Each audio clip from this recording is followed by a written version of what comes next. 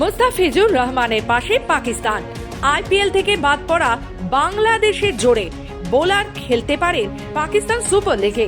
পাকিস্তানের টি-20 লিগে নাম লিখিয়েছেন বাঁহাতি এই বোলার। এবার আইপিএল খেলার সুযোগ হাতছাড়া হলেও স্বাভাবিক রয়েছেন মুস্তাফিজুর।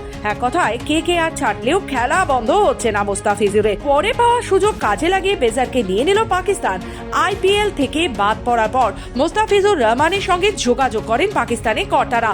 তাকে পিএসএল এ খেলার প্রস্তাব দেওয়া হয়। প্রয়োজনীয় আলোচনার পর সম্মতি দিয়েছেন মুস্তাফিজুর। ভারতীয় ক্রিকেট বোর্ডের অর্থাৎ বিসিসিআই এর নির্দেশে মুস্তাফিজুরকে গত শনিবার দল থেকে বাদ দিয়েছে কলকাতা নাইট রাইডার্স। তবে তার খেলা বন্ধ হচ্ছে না। 3 দিনের মধ্যে পাকিস্তান লিগের সরকারি ওয়েবসাইটে মুস্তাফিজুরের নাম, সমাজ মাধ্যমেও মুস্তাফিজুরের আগ্রহের কথা জানিয়েছেন পাকিস্তানের ক্রিকেট কর্তারা। বাংলাদেশে বোলারের ছবি দিয়ে লেখা হয়েছে, ব্যাটারদের সাবধানে খেলতে হবে। পিএসএল 11-এ যোগ দিলেন মুস্তাফিজুর রহমান।